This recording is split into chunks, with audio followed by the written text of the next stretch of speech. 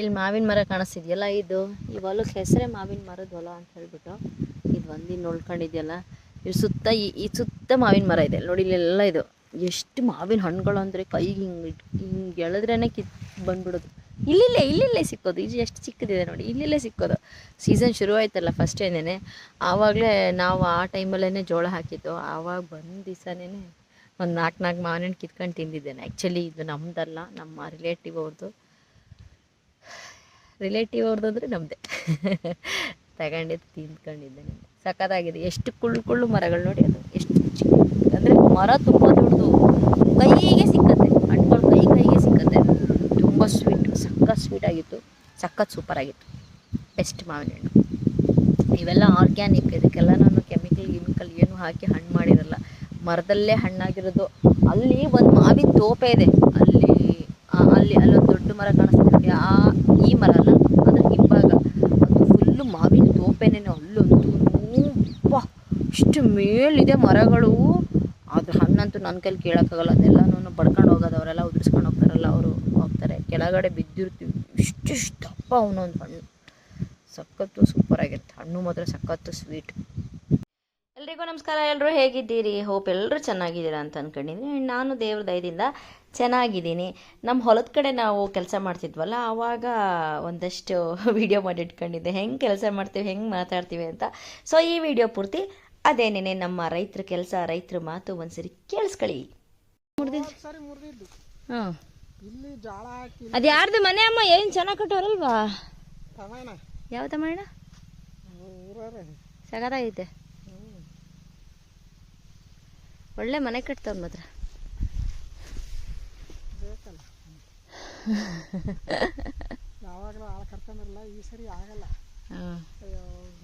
ಕಷ್ಟ. ಹೌದು. ಅಯ್ಯೋ ಏನು ಬಿಸಿಲು, ದೇವರೇ ಭಗವಂತ. ಆಳಿಗೆ ಎಷ್ಟಂತೆ? ಆಳಿಗೆ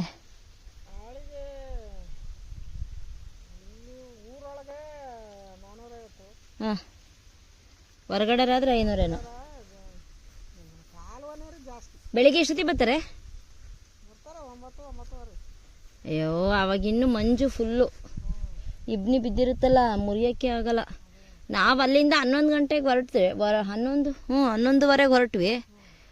12:15 ಬಂದ್ವಿ. ಅಲ್ಲಿಂದ ಒಂಚೂರು ಬೇಗ ಹೊರಡ್ಬೇಕು ನಾವು, ಲೇಟಾಗಿ ಹೊರಡ್ತಾಯಿದ್ದೀವಿ.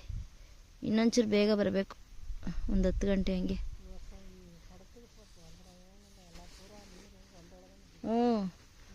ಕಡಕ್ ತೆಗಿಬೇಕು, ಇನ್ನೂ ಎತ್ತಾಕಬೇಕು. ಕೇಳಿಸ್ಕೊಂಡ್ರ? ಒಂದು ಆಳಿಗೆ ಒಂದು ದಿನಕ್ಕೆ 500 ರೂಪಾಯಿ. ಹೆಣ್ಣಾಳಿಗಾದರೆ, ಗಂಡಾಳಿಗಾದರೆ 600 ರೂಪಾಯಿ. ಆಮೇಲೆ ನಾವೇನೇ ಅವ್ರಿಗೆ ಸ್ನ್ಯಾಕ್ಸ್ ಕೊಡಬೇಕು, ಟೀ ಕಾಫಿ ಪುರಿ ತಂದು ಕೊಡಬೇಕು, ಇಲ್ಲ ಪಪ್ಸ್ ತಂದು ಕೊಡಬೇಕು, ಆ ಥರದ್ದೆಲ್ಲ ಇರುತ್ತೆ. ಖರ್ಚಾಗುತ್ತೆ. ಒಂದು ಹೊಲ ಮುರಿಯೋದಕ್ಕೆ ಹೆಚ್ಚು ಕಡಿಮೆ 7 ರಿಂದ 8 ಆಳು ಬೇಕಾಗುತ್ತೆ. ಅಲ್ಲಿಗೆ 600 ರೂಪಾಯಿ ಒಂದು ಆಳಿಗೆ ಅಂತಂದರೆ 8 ಆಳಿಗೆ ಎಷ್ಟಾಯಿತು? 8 ಆಳಿಗೆ 48, 4800 ರೂಪಾಯಿ ಪರ್ ಡೇ ಕೂಲಿ ಕೊಡಬೇಕಾಗತ್ತೆ ಅವ್ರಿಗೆ ನಾವು. ಆ್ಯಂಡ್ ಸಿಟಿನಲ್ಲಿ ನಂದು ಮನೆಗಳು ಬಾಡಿಗೆಗಳು ಕೊಟ್ಟಿದ್ದೀವಿ. ಸೊ ಮನೆ ಬಾಡಿಗೆ ಕೊಡಬೇಕಾದ್ರೆ ನಾನು ಅಗ್ರಿಮೆಂಟಲ್ಲಿ ಒಂದು ಬಾಡಿಗೆ ಬರೆಸಿದ್ದೆ ಕರೆಕ್ಟಾಗಿಯೇ. ಅವ್ರನ್ನೂ ಒಪ್ಕೊಂಡಿದ್ರು. ಅಗ್ರಿಮೆಂಟ್ ಎಲ್ಲ ಆದಮೇಲೆ ಅವರು, ಅಕ್ಕ ಬಾಡಿಗೆ ಜಾಸ್ತಿ ಆಯಿತು, ಸ್ವಲ್ಪ ಕಡಿಮೆ ಮಾಡಿ ಅಂತ. ಇಲ್ಲಪ್ಪ, ಹಾಗೆಲ್ಲ ಕಮ್ಮಿ ಮಾಡೋಕ್ಕಾಗಲ್ಲ, ರೇಟೆಲ್ಲ ಜಾಸ್ತಿ ಆಗಿದೆ, ಕಡಿಮೆ ಮಾಡೋಕ್ಕಾಗಲ್ಲ, ನೋಡಿ ನೀವು ಆ ಅಗ್ರಿಮೆಂಟಿಗಿರೋದಾದರೆ ನೋಡಿ ಅಂತ ನಾನು ಅಂದೆ. ಅದಕ್ಕೆ ನನಗೆ ಅವ್ರು ಹೇಳಿದ್ರು, ನೀವು ಹಳ್ಳಿಯವರು ಜೋಳ ಗೀಳ ಮುರ್ಕೊಂಡು ಕೆಲಸ ಮಾಡ್ತಿರ್ತೀರಿ, ನಾನು ವೀಡಿಯೋಸ್ಗಳೆಲ್ಲ ನೋಡಿದ್ದೀನಿ ನಿಮಗೆ ವ್ಯವಹಾರ ಎಲ್ಲ ಅಷ್ಟು ಗೊತ್ತಾಗಲ್ಲ ಅಂತ ಹೇಳ್ಬಿಟ್ರಲ್ಲಪ್ಪ. ಅದಕ್ಕೆ ನಾನಂದೆ, ನಿನಗೆ ನನ್ನ ಬಗ್ಗೆ ಇನ್ನೂ ನಿಮಗೆ ಸರಿಯಾಗಿ ಗೊತ್ತಿಲ್ಲ. ನಾವು ಹಳ್ಳಿಲಿ ಕೆಲಸ ಮಾಡ್ತೀವಿ ನಿಜ, ಬಟ್ ಹಂಗೆ ಅದು ಕೇಳಿಸ್ಕೊಂಡು ನನಗೇನು ಅನ್ನಿಸ್ತು ಅಂದರೆ, ಹಳ್ಳೀಲಿ ಕೆಲಸ ಮಾಡೋರು ಅಂತಂದರೆ ಅವ್ರಿಗೇನು ಜ್ಞಾನನೇ ಇಲ್ಲ ಅಂತಲೇ ಅರ್ಥ. ಅವ್ರು ಹೇಳೋ ರೀತಿ ಹಾಗಿತ್ತು. ನಾನು MBA ಮಾಡಿದ್ದೀನಿ. ಆ್ಯಕ್ಚುಲಿ ನಾನು ಹಳ್ಳೀಲಿ ಹುಟ್ಟೇ ಇಲ್ಲ. ಫಸ್ಟ್ ಆಫ್ ಆಲು ನಾನು ಹೋದ ವರ್ಷದಿಂದ ನಮ್ಮ ಮಾವನವರು ತೀರೋದ್ಮೇಲೆ ಜಮೀನು ಮಾಡೋರು ಯಾರೂ ಇರಲಿಲ್ಲ. ಸೊ ನಮ್ಮ ಜಮೀನು ಹಾಳು ಬಿದ್ದಿತ್ತು. ಯಾಕೆಂದರೆ ಇಷ್ಟು ದಿವಸ ನಮ್ಮ ಅತ್ತೆ ಮಾವನೇ ನಮ್ಮ ಜಮೀನುಗಳನ್ನೆಲ್ಲನೂ ಅವರೇ ನೋಡ್ಕೋತಾಯಿದ್ರು, ಅವರೇ ಉಳುಮೆನೂ ಮಾಡ್ಕೋತಿದ್ರು, ಅದರಲ್ಲಿ ಬರೋವಂಥ ಲಾಭನೂ ಅವರೇ ತಗೋತಾಯಿದ್ರು. ನಾವು ಯಾವತ್ತೂ ಏನೂ ಕೇಳೋಕ್ಕೆ ಹೋಗಿಲ್ಲ. ಸೊ ಈಗ ನಮ್ಮ ಮಾವನವ್ರು ತೀರ್ ಹೋದರು. ಅದಾದಮೇಲೆ ಆ ಜಮೀನು ಕೆಲಸಗಳನ್ನೆಲ್ಲ, ಇನ್ನು ಜಮೀನು ಹಾಳು ಬಿಡತ್ತಲ್ವ ಅಂತ ಹೇಳಿಬಿಟ್ಟು ಆ ಕೆಲಸಗಳನ್ನಾದರೂ ನಾವು ಮಾಡ್ಕೊಳ್ಳೋಣ, ನಮ್ಮ ಜೀವನಕ್ಕೂ ಒಳ್ಳೆಯದಾಗತ್ತೆ, ನಮ್ಮ ಜಮೀನು ಚೆನ್ನಾಗಿರತ್ತೆ ಅಂತ ಹೇಳಿಬಿಟ್ಟು ಜಮೀನು ಕೆಲಸನ ನಾನೇ ವಾಲಂಟ್ರಿಯಾಗಿ ನಮ್ಮ ಯಜಮಾನ್ರನ್ನ ಕರ್ಕೊಂಡು ಹೋಗಿ ತುಂಬ ಕಷ್ಟ ಬೇಡ ಅಂತ ಅಂದರು. ಆದರೂ ಸ್ಟಿಲ್ ನಮ್ಮ ಜಮೀನುಗಳು ಹಾಳು ಬಿಡಬಾರ್ದು ಅಂಥೇಳಿ ಕೆಲಸಗಳನ್ನ ಮಾಡೋದಕ್ಕೆ ಹೋಗಿರೋದು. ಆ್ಯಕ್ಚುಲಿ ನಾನು ಸಿಟಿಲೇ ಹುಟ್ಟಿರೋಳು, ಹಳ್ಳಿ ಕೆಲಸ ಅಂತ ಇಲ್ಲಿವರೆಗೂ ಒಂದೇ ಒಂದು ಕೆಲಸನೂ ನನಗೆ ಗೊತ್ತಿಲ್ಲ. ಆ್ಯಂಡ್ ನಾನು ವಾಲಂಟ್ರಿಯಾಗಿ ಹೋಗಿ ಕೆಲಸ ಮಾಡ್ತಿದ್ದೀನಿ ಅಂತಂದರೆ ಅದು ನಮ್ಮನೆ ಕೆಲಸಗಳು, ಅದರಲ್ಲಿ ನಾಚಿಕೆ ಪಡೋವಂಥದ್ದೇನಿದೆ. ಹಂಗಂತೇಳಿ ಹಳ್ಳಿ ರೈತರು ಅಂದ ತಕ್ಷಣವೇ ಅವ್ರು ಅನಾಗರಿಕರು, ಅವ್ರಿಗೆ ಬುದ್ಧಿ ಇರೋಲ್ಲ, ಅಥವಾ ಅವ್ರು ಬಡವರು ಅನ್ನೋ ಥರ ಡಿಸಿಷನ್ ಇದೆಯಲ್ಲ, ಇದು ಫಸ್ಟ್ ಜನರ ತಲೆಯಿಂದ ಹೋಗಬೇಕು. ಹಾಗಾಗೇ ಈ ಥರ ಡಿಸೈಡ್ ಮಾಡ್ಕೊಂಡಿರೋದಕ್ಕೇನೆ ಹಳ್ಳಿ ರೈತರ ಗಂಡ್ಮಕ್ಳಿಗೆ ಪಾಪ ಈ ಹೆಣ್ಣೆ ಕೊಡ್ತಾ ಇಲ್ಲ ಜನ. ಒಂದು ದಿನಕ್ಕೆ ನಾವು ಕಡಿಮೆ ಜಮೀನಿರೋವಂಥವ್ರೇ ಒಂದು ದಿನಕ್ಕೆ 5,000 ರೂಪಾಯಿ ಕೂಲಿ ಕೊಡ್ತಾ ಇದ್ದಾರೆ ಅಂತ ಅಂದರೆ, ಸಿಟಿನಲ್ಲಿ ಯಾರು ನಿಮಗೆ ಒಂದು ದಿನಕ್ಕೆ 5,000 ರೂಪಾಯಿ ಕೂಲಿ ಕೊಡ್ತಾರೆ? ಅಥವಾ ನೀವು ಯಾವುದೋ ಆಫೀಸ್ಗೆ ಒಂದು ಕೆಲಸಕ್ಕೆ ಹೋಗ್ತೀರಾ ಅಂತ ಇಟ್ಕೊಳ್ಳಿ, ಒಬ್ಬರಿಗೆ 500ರಿಂದ 600 ರೂಪಾಯಿ ಸಂಬಳ ಎಷ್ಟು ಜನಕ್ಕೆ ಸಿಗ್ತಾ ಇದೆ? ಎಲ್ಲ ಥಿಂಕ್ ಮಾಡಿ ಯೋಚನೆ ಮಾಡಬೇಕು. ಪ್ರತಿಯೊಂದು ವ್ಯವಹಾರನೂ ಸುಲಭ ಇರೋಲ್ಲ, ಎಲ್ಲದಕ್ಕೂ ಅದರದ್ದೇ ಆದ ವ್ಯಾಲ್ಯೂ ಇದ್ದೇ ಇರುತ್ತೆ. ಆದಷ್ಟು ನಮ್ಮ ರೈತರ ಮಕ್ಳುಗಳು ಏನು ಮಾಡಬೇಕು ಅಂತಂದರೆ, ಕೂಲಿ ಕೊಟ್ಟು ಕೆಲಸ ಮಾಡೋ ಥರ ಅವ್ರ ಕೆಪಾಸಿಟಿನ ಬೆಳೆಸ್ಕೋಬೇಕು. ಆವಾಗ ನೋಡಿ ಡಿಮ್ಯಾಂಡ್ ನಿಮಗೆಲ್ಲ ಎಷ್ಟು ಜಾಸ್ತಿ ಆಗುತ್ತೆ ಅಂತ. 1 ಎಕರೆ ಜಮೀನು ಕೊಳ್ಳೋಕ್ಕಾಗತ್ತಾ? ಇವಾಗ ಒಬ್ಬ ಮನುಷ್ಯನ ಹತ್ರ 1 ಎಕರೆ ಜಮೀನು ಇರುತ್ತೆ, ಅಥವಾ ಒಂದು 10 ಎಕರೆ ಜಮೀನು ಇರುತ್ತೆ ಅಂದರೆ ಅವ್ನು ನಿಜವಾಗ್ಲೂ ಕೋಟ್ಯಾಧೀಶ್ವರನೇ. ಬಟ್ ಏನಪ್ಪ ಅಂದರೆ ಸ್ವಲ್ಪ ಕಷ್ಟಪಟ್ಟು ಕೆಲಸ ಮಾಡಬೇಕು ಅನ್ನೋದು ಒಂದೇನೇ ಅಲ್ಲಿ ಪ್ರಾಬ್ಲಮ್ಮು. ಯಾಕೆಂದರೆ ನೀವು ಆಫೀಸಲ್ಲಿ ಹೋಗಿ ಫಾರ್ ಎಕ್ಸಾಂಪಲ್ ಒಂದು 20,000 ಸಂಬಳ ತಗೊಳ್ತೀರಾ ಅಂತ ಇಟ್ಕೊಳ್ಳಿ.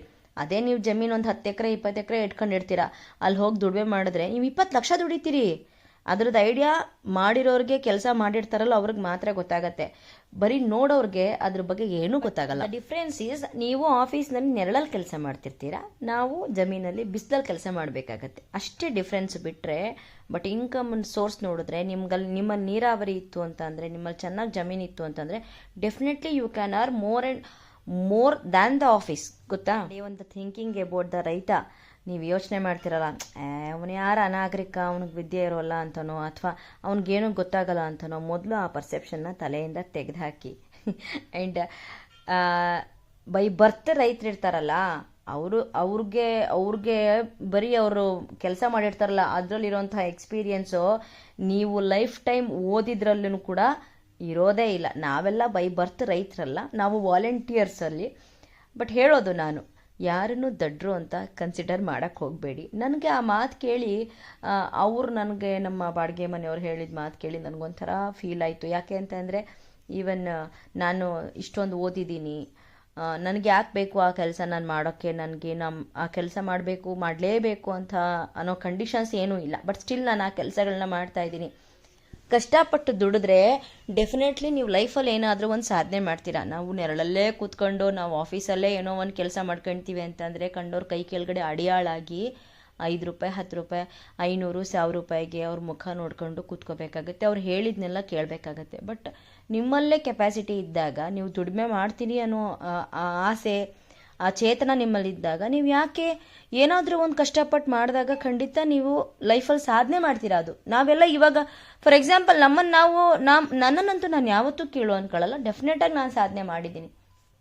ನನಗೆ 25 ವರ್ಷದಲ್ಲೇ ನಾನು ಒಂದು ಮನೆ ಕಟ್ಟಿದ್ದೆ. ನಾನು 28 ವರ್ಷಕ್ಕೆ ನಾನು ಆಗಲೇ ಒಂದು ಕಾರ್ ತಗೊಂಡಿದ್ದೆ, ನಾನು ಒಂದು ಮನೆ ಕಟ್ಟಿದ್ದೆ. ಇದೆಲ್ಲ ಆಗಿರೋದು ಬರೀ ನಾನು ಕಷ್ಟಪಟ್ಟು ಕೆಲಸ ಮಾಡಿರೋದ್ರಿಂದನೇ. ಬಿಟ್ಟರೆ ನಾನು ಇಷ್ಟೊಂದು ಓದಿದ್ದೀನಲ್ಲ, ನಾನು ಯಾಕೆ ಬಿಸಿಲಲ್ಲಿ ಹೋಗಿ ಕೆಲಸ ಮಾಡಬೇಕು, ನೆರಳಲ್ಲಿ ಯಾಕೆ ಕೆಲಸ ಮಾಡಬಾರ್ದು, ನಾನು ಯಾಕೆ ಹೋಗ್ಬಿಟ್ಟು ಹೊರಗಡೆ ದುಡಿಬೇಕು, ನನಗೇನು ಅಂಥದ್ದಿದೆ ಅನ್ನೋ ಥರ ಯೋಚನೆ ಇದ್ದಿದ್ರೆ ನಾನು ಇದನ್ನೆಲ್ಲ ಮಾಡೋಕ್ಕೆ ಸಾಧ್ಯನೇ ಇಲ್ಲ. ಸಣ್ಣ ಮೈಂಡೆಡ್ ಯೋಚನೆನ ಕಡಿಮೆ ಮಾಡ್ಕೊಳ್ಳಿ, ಬ್ರಾಡ್ ಮೈಂಡೆಡ್ ಆಗಿ ಯೋಚನೆ ಮಾಡಿ, ಯಾರನ್ನೂ ಕೀಳಾಗಿ ಕಾಣಬೇಡಿ, ಯಾವ ಕೆಲಸನೂ ಕೀಳಲ್ಲ ಅನ್ನೋದನ್ನು ಫಸ್ಟ್ ತಲೆಯಿಂದ ತೆಗೆದುಹಾಕ್ಬಿಡಿ ಮೊದಲು. ನಿಮ್ಮ ಬಗ್ಗೆ ಯಾರಾದರೂ ಕೀಳಾಗಿ ಮಾತಾಡ್ತಾರೆ ಅಂದರೆ ಅವರ ಕೀಳು ಜನದ ವ್ಯಕ್ತಿತ್ವ ಮಾತ್ರ ಕಾಣಿಸುತ್ತೆ, ಬಿಟ್ಟರೆ ನೀವು ಯಾವತ್ತೂ ಕೀಳಾಗೋಲ್ಲ. ಇದು ನನ್ನ ಪರ್ಸೆಪ್ಷನ್ನು. ನನ್ನ ಬಗ್ಗೆ ಯಾರೇ ಏನೇ ಕೆಟ್ಟದಾಗಿ ಮಾತಾಡಲಿ, ಐ ಡೋಂಟ್ ಕೇರ್. ನಾನು ತಲೆನೇ ಕೆಡಿಸ್ಕೊಳ್ಳಲ್ಲ. ನನ್ನ ದಾರಿ, ನನ್ನ ಗುರಿ, ನನಗೇನಿದೆ, ನಾನು ಏನು ಮಾಡಬೇಕು ನನಗೆ ಚೆನ್ನಾಗಿ ಗೊತ್ತು. ಹಂಗಿರ್ಬೇಕಾದ್ರೆ ನಾನು why did I think about others? ಅವರ ಯೋಚನೆನ ನನ್ನ ತಲೆಗೆ ಹಾಕೊಂಡ್ರೆ ಅವರು ಲೂಸ್ಗಳಾಗಿರ್ತಾರೆ, ನಾವು ಲೂಸ್ಗಳಾಗ್ಬಿಡ್ತೀವಿ. ಅಷ್ಟೇ ಆಗೋದು, ಬೇರೆ ಏನೂ ಆಗಲ್ಲ. ನನ್ನ ಹಣೆ ಬೊಟ್ಟು ಕೂಡ ಬಿದ್ದೇ ಹೋಗೈತೆ. ನನಗೆ ತುಂಬ ಸುಸ್ತಾಯಿತು. ನಾನು ಸುಮ್ಮನೆ ಕೂತಿದ್ದೀನಿ. ಯಾಕೋ ಎದೆ ನೋತೈತೆ. Heart beat. ನೆರಳಿಗೆ ಯಾಕೆ ಅಲ್ಲೆಲ್ಲ ಅರ್ಶಿನ ಕಲರ್ ಕಾಣ್ತಾ ಇದ್ದಾರಪ್ಪ. ನೆರಳಿಗೆ. ಆ್ಯಂಡ್ ಟ್ರ್ಯಾಕ್ಟರ್ ಡ್ರೈವಿಂಗ್ ಮಾಡಿದ್ದು ನಾನು ಇದೇ ಫಸ್ಟ್ ಟೈಮು. ಬಿಕಾಸ್ ಟ್ರ್ಯಾಕ್ಟ್ರ್ ನಂದಲ್ಲ, ಟ್ರ್ಯಾಕ್ಟ್ರನ್ನ ಕರೆಸಿದ್ವಿ ನಾವು. ಆ ಹುಡುಗ ಬಂದು ಅಕ್ಕ ನಿಮಗೆ ಕಾರ್ ಡ್ರೈವಿಂಗ್ ಚೆನ್ನಾಗಿ ಬರುತ್ತೆ, ನೀವು ಕಾರ್ ಚೆನ್ನಾಗಿ ಓಡಿಸ್ತೀರಾ, ನೀವು ಟ್ರ್ಯಾಕ್ಟ್ರನ್ನ ಓಡಿಸ್ಬೋದು, ತಗೊಳ್ಳಿ ನೀವು ಟ್ರ್ಯಾಕ್ಟ್ರ್ ಓಡಿಸ್ಕೊಂಡು.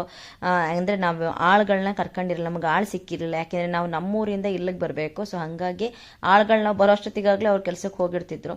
ಹಾಗಾಗಿ ಎಲ್ಲ ಕೆಲಸ ನಾವೇ ಮಾಡಿದ್ರಿಂದ ನೀವು ಇದನ್ನು ಮಾಡ್ತೀರಾ, ನೀವು ಜಮೀನು ಪೂರ್ತಿ ನೀವು ತೆಗಿಯೋವರೆಗೂ ನಾನು ಅಲ್ಲೇ ನಿಂತ್ಕೊಂಡು ಕಾಯೋದಕ್ಕೆ ಕಷ್ಟ ಆಗುತ್ತೆ, ಅಕ್ಕ ನೀವೇ ಟ್ರ್ಯಾಕ್ಟರ್ ಓಡಿಸ್ಕೊಂಡು ನೀವೇ ತುಂಬಿಸ್ಕೊಂಬಿಡಿ ಅಂತ ಹೇಳಿಬಿಟ್ಟು ಬಿಟ್ಟು ಹೋಗಿದ್ದ.